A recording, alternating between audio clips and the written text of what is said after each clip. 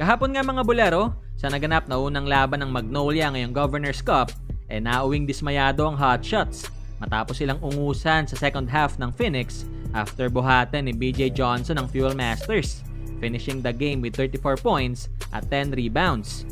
I think we played much better in the second half. We responded, we defended better. We're not known as the best defensive team, but we found a way to win, to get some stops. Obviously, I think it helped that we got their import into foul trouble. But give credit to the guys, they woke up and played differently in the second half. Kung saan matapos ang pagkatalo, sa isang panayam kay LA Tenorio, mas lalo pa netong napataas ang kilay ng marami after niyang pabirong sabihin na sa una lang naman daw talaga sila magaling. Yung simula lang ang laro, champion na kami.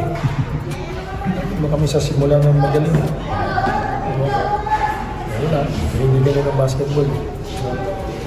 So we have to learn how to play until the end.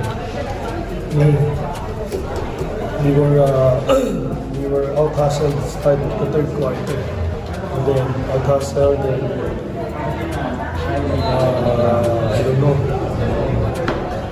Probably we got affected so with the foul trouble import. Probably the locals got affected, but it's not an excuse. I told them that's not an excuse. We cannot rely on our import all the time. We need to play all Filipino, so good. The level of play should not